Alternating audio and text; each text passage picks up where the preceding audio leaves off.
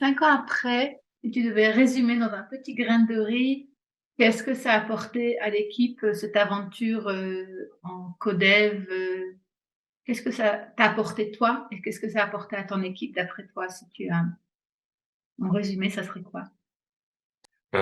Ça m'a donné de nouveaux outils, dans ma gestion de l'équipe, de se promettre aussi d'arrêter le fonctionnement cocotte minute qui est très, très, destructeur dans les équipes parce que du coup la cocotte minute gonfle et après elle explose et cetera. Donc on s'est tous fait la promesse d'arrêter ce fonctionnement-là. Lorsqu'il y a une tension dans l'équipe, très souvent ça part de rien du tout.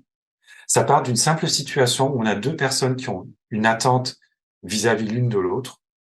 Telle personne qui s'attendait à ce que l'autre fasse telle chose tel jour et ça n'a pas eu lieu et d'un coup se dit: «Mais tiens, mais pourquoi elle a pas fait ça?»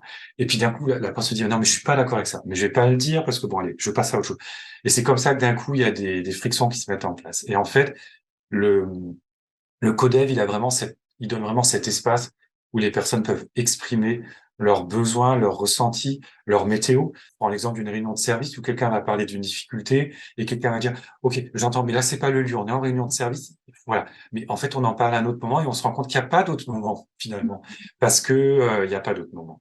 Et du coup, le codev, il vient, combler ce manque qu'il y a dans nos organisations. C'est vraiment un espace de résolution de problèmes et d'expression, où les salariés, les collaborateurs savent qu'il y a cet espace-là où on va pouvoir traiter des problèmes, des difficultés, faire de l'analyse de pratique, de l'échange de pratiques et ce qui est impossible de faire sur d'autres réunions dans nos organisations.